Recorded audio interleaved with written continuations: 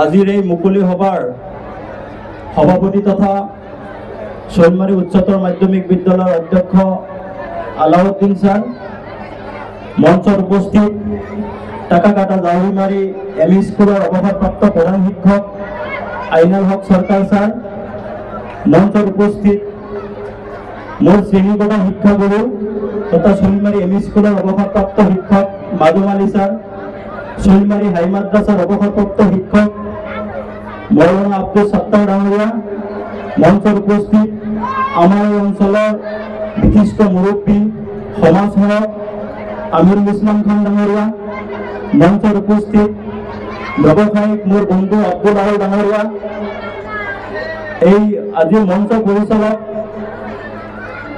শিক্ষাগুৰুসকল, শৈলমাৰী বেকিবেলী যুৱ সংঘৰ সভাপতি হাসান আলী মণ্ডল, সম্পাদক মাফিজুৰ ৰহমান আদি কৰি এই অঞ্চলৰ মুৰব্বীয়ান সমাজ আৰু এই আমাৰ স্কুলৰ মৰমৰ ছাত্ৰ ছাত্ৰীসকল, আজি ৪৮তম যি বাৰ্ষিক অধিৱেশন, মই যিহেতু এই গাঁৱৰে যুৱক, ইয়াত উপস্থিত হৈ বহুত ধৰণৰ অভিযোগ আমি শুনিবলৈ পাওঁ আৰু আমাক অৱগত কৰাটো স্বাভাৱিক। আৰু চৰকাৰী বিদ্যালয় আৰু ব্যক্তিগত বিদ্যালয়ৰ মাজত বহুতখিনি পাৰ্থক্য থাকে। চৰকাৰী বিদ্যালয়ত স্থানীয় লোকৰ বহুত অৱদান থাকে। আজি প্ৰতিবেদনত ইতিমধ্যে উল্লেখ কৰিছে, বিভিন্ন সন্মানীয় ব্যক্তিসকলে তেখেতৰ অশেষ কষ্টত আমাৰ বিদ্যালয়খন প্ৰতিষ্ঠা হৈছে বা প্ৰতিষ্ঠা হোৱাৰ পিছতো স্থানীয় প্ৰতিনিধিসকলে বা আমাৰ মৰহুম সাধাৰণ ছাৰৰ সুযোগ্য সন্তান এজনেও আমাৰ এই বিদ্যালয়ৰ গেট আৰু বাউণ্ডাৰী অলপ তেখেতসকলৰ অৱদান আছিলে। আৰু প্ৰতিবেদনত গম পাই মই যেতিয়া লিফলেটটো খুলি চালোঁ, অৱদান থকা ব্যক্তিসকলৰ নাম মই দেখা নাপালোঁ। নিয়মমতে তেখেতসকলক মাতিব লাগিছিল আমি প্ৰতিবেদনত, আৰু তেখেতসকলক আমি ধন্যবাদ দিছোঁ স্কুলৰ পৰা।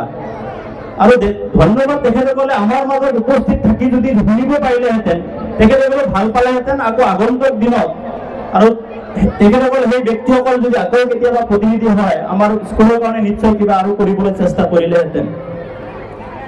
আৰু গাঁৱৰ যুৱক হিচাপে মই ছাৰসকলক অনুৰোধ জনাইছোঁ, বেয়া নাপাব, মানে স্কুলত যিকোনো অধিৱেশনত এটা বেনাৰ আমাৰ থাকিব লাগে যে আজি কি ইয়াতে আছে, যোনে আহক।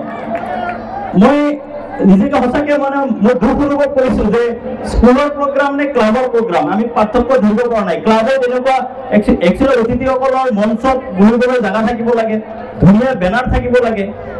যিহেতু মই বিভিন্ন অঞ্চলত বিভিন্ন সভা সমিতিত মই উপস্থিত থাকোঁ, বা নিজৰ গাঁৱৰ হিচাপে নিজৰ গাঁৱত ল'ৰা হিচাপে মই নিজে অলপ দুখ পাইছোঁ। আগন্তুক দিনত মই আশা কৰিম আমাৰ ছাৰসকলে ইয়াত দৃষ্টিগোচৰ কৰিব আৰু আমি যাতে দিনক দিনে আমাৰ এই অধিৱেশন বা মুকলি সভা ভালকৈ পৰিচালনা কৰিব পাৰোঁ। আৰু স্থানীয় মানুহৰ আবেগ অনুভূতি থকাটো স্বাভাৱিক, মানে স্কুলত তেখেতসকলৰ অৱদান আছে, তেখেতসকলে বহুত কষ্ট কৰি এই স্কুলখন প্ৰতিষ্ঠা কৰিছে, তো তেখেতসকলৰ আবেগ ভিতৰত থকাটো স্বাভাৱিক। মোৰ ভাতৃ জহিৰুল ইছলাম এই পৰিচালনা সমিতিৰ সভাপতি, তেখেতক মই চাহৰ দোকানত সাক্ষাৎ পাইছোঁ, তেখেতক মই অনুৰোধ জনাইছোঁ, যি হৈছে হৈছে, আপুনি আহি মঞ্চত উপস্থিত থাকিব লাগে আৰু সভাত সহযোগ কৰিব লাগে।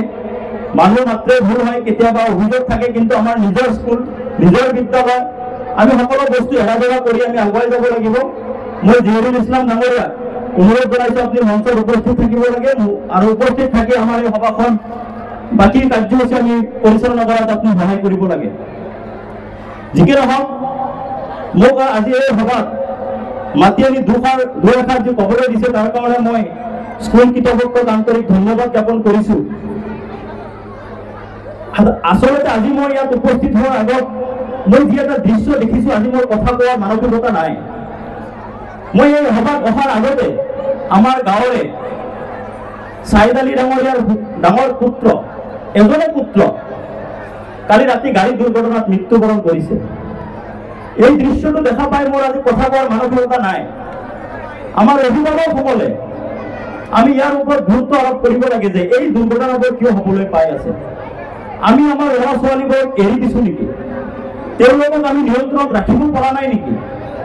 এই বিষয়ে যদি আমি দৃষ্টি ৰাখো, আমি যদি ইয়াত গুৰুত্ব নিদিওঁ, আমাৰ সমাজখন আৰু দিনে দিনে পিছুৱাই যাব। চাহৰ দোকানত বহি মই যিখিনি কথা শুনিলো স্থানীয় যুৱকসকলৰ পৰা, যিবিলাক কথা তাৰমানে শুনি মই আচৰিত পাইছো। মই সৰুৰ পৰা বাহিৰত থাকো, দেশৰ বিভিন্ন ৰাজ্যত মই ঘূৰা ফুৰা কৰিছো, কিন্তু আচৰিত লাগিছে আজি শুনি আপোনালোকে অসমীয়া হিন্দু সমাজে এই মদটো এৰি দিছে, তেওঁলোকে নাখায়। হিমন্ত বিশ্ব শৰ্মা অসমৰ মুখ্যমন্ত্ৰী, তেওঁ এজন হিন্দু সম্প্ৰদায়ৰ লোক, কেতিয়াও মদ পান নকৰে। এনেকুৱা মই বহুত হিন্দু মানুহ পাইছো তেওঁলোকে মদ পান নকৰে, মদটো দিনে দিনে এৰি দিছে। কিন্তু দুখৰ বিষয়ে এই মদটো আমাৰ সমাজলৈ আহি পাইছে। যিসকলে আগতে খাইছিল, যিসকলৰ কাৰণে এইটো অবৈধ নহয়, হাৰাম নহয়, তেওঁলোকে মদ পানটো এৰি দিছে। আৰু যিসকলৰ কাৰণে আমাৰ ধৰ্মত ইছলামত হাৰাম বুলি কৈছে, এই মদৰ টোপোলা য'ত পৰিব সেইখিনি কাটি দিবলৈ আমাক কৈছে। আৰু সেই সমাজত যেতিয়া মদৰ ব্যৱসায় বা আমাৰ ল'ৰা ছোৱালী যেতিয়া মদ পান কৰে বুলি ৰাস্তা ঘাটে ৰাতি মদ পান কৰে বুলি শুনি মই দুখ পাইছো। সমাজখন আগুৱাই গৈ আছে আৰু লাহে লাহে পিছ পৰি গৈ আছো। তো ইয়াৰ ক্ষেত্ৰত চাহৰ দোকানত এটা আলোচনা হৈছে যে এটা কমিটি কৰিব লাগে। মই এইটো সমৰ্থন জনাম। বিশেষকৈ আমাৰ শৈলমাৰী বেকিবেলি যুৱ সংঘৰ সদস্যসকলক বিশেষকৈ অনুৰোধ কৰিম, আপোনালোকে এই যে কুসংস্কাৰ আমাৰ সমাজৰ মাজত উপস্থিত হৈছে, আমাৰ সমাজৰ মাজত আহি পৰিছে, ইয়াক বাধা দিয়াৰ কাৰণে আমি আপ্ৰাণ চেষ্টা কৰিব লাগিব। আজি যদি আমি ইয়াত মনে মনে থাকো যে মোৰ ল'ৰাই খোৱা নাই, মোৰ ভাইয়ে খোৱা নাই, মোৰ ভাইটিয়ে খোৱা নাই, মই কি ক'ম? কালি মোৰ ল'ৰা যেতিয়া খাব, মোৰ ঘৰৰ ল'ৰাই যেতিয়া খাব, মোৰ ভাইটিয়ে যেতিয়া খাব, তেতিয়াও কিন্তু কোনেও আগুৱাই নাহিব। সেইকাৰণে নিজৰ ঘৰত জুই লগাৰ আগত বেলেগৰ ঘৰত যেতিয়া জুই লাগিছে, আমি সকলোৱে মিলি সেই জুইটো নুমোৱাৰ চেষ্টা কৰিব লাগিব, নহ'লে এই জুই লাহে লাহে আমাৰ ঘৰতো আহি পাব। সেইকাৰণে এই অঞ্চলৰ যুৱক আৰু শিক্ষকসকলক, শিক্ষাগুৰুসকলক আমি অনুৰোধ জনাম যে আমাৰ এই সমাজত যি কুসংস্কাৰ আহিছে, মই শুনি সঁচাকৈ মোৰ আজি কথা কোৱাৰ মানসিকতা একদম হেৰুৱাই পেলাইছে।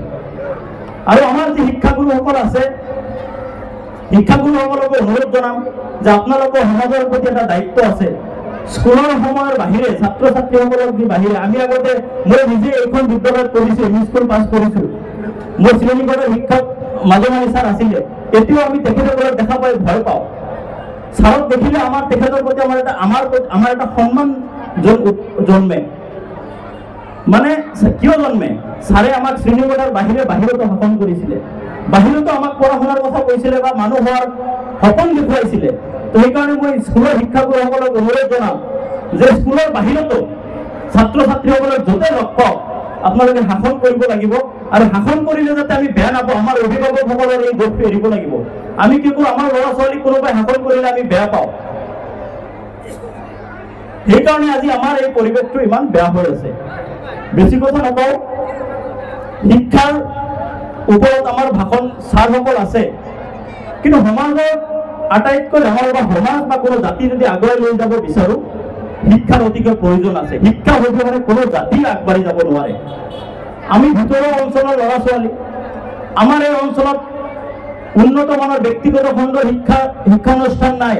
আমাৰ একমাত্ৰ শিক্ষা অনুষ্ঠান আছে শৈলমাৰী উচ্চতৰ মাধ্যমিক বিদ্যালয়। ইয়াৰ ওপৰতে আমি আশা ভৰসা কৰি থাকো। আমাৰ সপোন এই বিদ্যালয়খনে, যে এই বিদ্যালয়খনৰ পৰা আমি পাছ কৰি আমি এদিন ডাঙৰ মানুহ হ'ব লাগিব, ভাল মানুহ হ'ব লাগিব। আৰু এই ক্ষেত্ৰত এই সমাজৰ বিশিষ্ট ব্যক্তিসকলক আৰু শিক্ষাগুৰুসকলক নিজৰ ঘৰৰ ল'ৰা ছোৱালী হিচাপে লৈ আমি শিক্ষাত মনোনিৱেশ কৰিব লাগিব। আৰু আমি যি ধৰ্ম বিশ্বাস, আমি ইয়াতে 100% মানুহ ইছলাম ধৰ্ম বিশ্বাস কৰোঁ, ইছলাম ধৰ্মৰ মানুহ। আমাৰ ধৰ্মটো, আমাৰ বুনিয়াদ যিটো ধৰ্মৰ ফাউণ্ডেশ্যন হ'ল শিক্ষা। আল্লাহ তাআলাই পৃথিৱীৰ যিটো কোৰাণৰ প্ৰথম বাণী পঠিয়াইছিলে সেইটো শিক্ষাৰ ওপৰত, যে পঢ়া, ইকৰা, তুমি পঢ়া। এই পঢ়াৰ ওপৰত যি আমাৰ ইছলামৰ যি বুনিয়াদ, এই বুনিয়াদ আমি পাহৰি গৈছো। আল্লাহৰ ওপৰত আমাৰ ভয় নাইকিয়া হৈছে, আমি মৃত্যু ভয় হেৰুৱাই পেলাইছো। সেইকাৰণে আমাৰ সমাজ দিনে দিনে বেয়া পিনে গতি কৰি আছে। বহুতে ক'ব বিচাৰে যে ইছলামত কেৱল ধৰ্মীয় শিক্ষাৰ কথা কৈছে নেকি? তেনেকুৱা নহয়। ইয়াতে আমাৰ ছাত্ৰৰ হুজুৰ ডাঙৰী আছে, ভুল হ'লে শুধৰণি কৰি দিব। যে বদৰৰ যুদ্ধ যেতিয়া হৈছিল, বদৰৰ যুদ্ধত ইছলামৰ জয় হৈছিল, কাফিৰসকলৰ পৰাজয় হৈছিল। পৰাজয়ৰ পিছত কাফিৰসকলক যুদ্ধবন্দী কৰি মদিনালৈ লৈ গৈছিল। আৰু তেতিয়া যি আছিল, কোনো যুদ্ধবন্দীক যদি এৰি দিব খোজে বা তেওঁ এৰি দিয়াৰ নামত কি হয়, মুক্তিপণ এটা বিচৰা হয়। আৰু যিমান ধনী সেনা আছিলে কাফিৰসকলৰ তেওঁলোকক মুক্তি দিয়াৰ নামত মুক্তিপণ নিৰ্ধাৰণ কৰিছিল যে 2000ৰ পৰা 6000 দিৰহাম জমা দিলে তেওঁলোকৰ সেনা লৈ যাব পাৰিব। আৰু অলপ দুখীয়া শ্ৰেণীৰ যিবিলাক সেনা আছিলে কাফিৰ সেনা, মনত ৰাখিব কাফিৰ সেনা, এই কাফিৰসকলক তেতিয়া মুক্তি দিব যেতিয়া 400 দিৰহাম জমা দিব, 400 দিৰহাম পইচা দিল। আৰু একদম দুখীয়া মানুহক বিনা পইচা এৰি দিছিলে। আৰু যিসকল শিক্ষিত কাফিৰ আছিলে তেওঁলোকক মানে এটা কৈছিলে যে আপোনালোকে আমাৰ 10 জন মুছলমান যুৱকসকলক শিক্ষাদান দিয়ক, তাৰপিছত আপোনালোকে মুক্তি পাব। তেতিয়া চিন্তা কৰক কাফিৰসকলে মুছলমানক ধৰ্মীয় কথা শিকাব নেকি? ধৰ্মীয় কথা নিশ্চয় নিশিকায়। সামাজিক জ্ঞান, অৰ্থনীতিৰ ওপৰত জ্ঞান, ৰাজনীতিৰ ওপৰত জ্ঞান, যে আমাৰ নবী কৰিম সাল্লাল্লাহু আলাইহি ওয়াসাল্লামৰ শিক্ষাক কেতিয়া ভাগ ভাগ কৰা নাই, ধৰ্মীয় বা সামাজিক, অৰ্থনৈতিক, বিজ্ঞান সকলো ধৰণৰ জ্ঞান আহৰণ কৰিবলৈ আমাৰ নবী কৰিম সাল্লাল্লাহু আলাইহি ওয়াসাল্লামক আদেশ দিছে। আল্লাহ তাআলাই আমাক আদেশ দিছে যে আমি জ্ঞান আহৰণ কৰিব লাগে, জ্ঞানৰ কোনো ভাগ ভাগ কৰা নাছিল। কিন্তু সেই যে বুনিয়াদ, যি ফাউণ্ডেশ্যনত আমাৰ ধৰ্ম প্ৰচাৰ হৈছিলে, সেই ফাউণ্ডেশ্যনটো আমি পাহৰি গৈছো।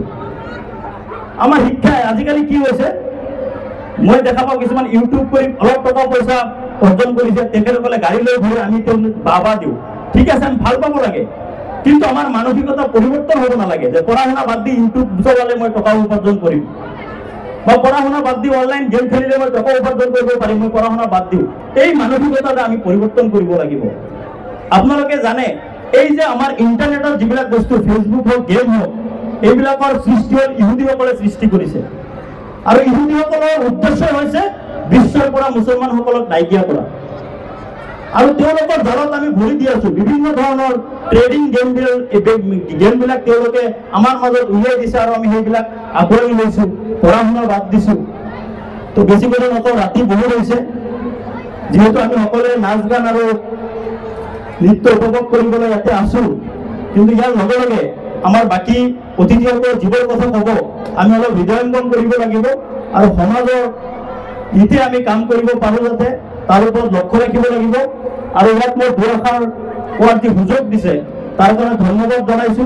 মই যিহেতু কোনো নিৰ্বাচিত প্ৰতিনিধি নহয়, মই স্কুলৰ কাৰণে বৰ্তমানত একো কৰিব পৰা মোৰ ক্ষমতা নাই, কিন্তু ব্যক্তিগতভাৱে যদি এই বিদ্যালয়ৰ হকে যেতিয়াই আপোনালোকৰ প্ৰয়োজন হয় মোক এবাৰ ক'লে হয়, যিহেতু মই স্কুলৰে প্ৰাক্তন ছাত্ৰ, মই আপোনালোকৰ লগত থাকি বিদ্যালয়ৰ উন্নয়নৰ ক্ষেত্ৰত মই কাম কৰিম।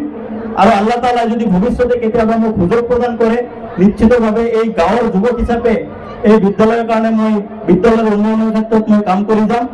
অৱশেষত মই শিক্ষাগুৰুসকলৰ পৰা ক্ষমা বিচাৰিছোঁ, যদি মোৰ কথাত যদি আপোনালোকৰ কোনো দুখ পাইছে মোক ক্ষমা কৰি দিব নিজৰ ছাত্ৰ হিচাপে।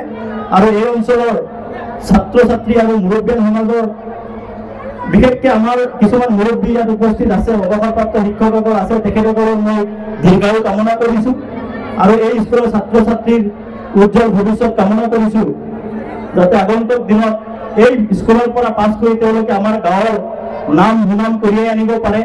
আমাৰ উদাহৰণ হিচাপে যাতে তেখেতসকলৰ নাম আমি বেলেগ গাঁৱত বা বেলেগ অঞ্চলত, বেলেগ দেশত গৈ আমি আমাৰ গাঁৱৰ কোনো যুৱকৰ উদাহৰণ দি আমি কথা ক'ব পাৰোঁ। এইখিনি কৈ মোৰ কথাত ভুল মাৰ্জনা বিচাৰি শেষ কৰিছোঁ। জয় অসম, খুদা হাফিজ।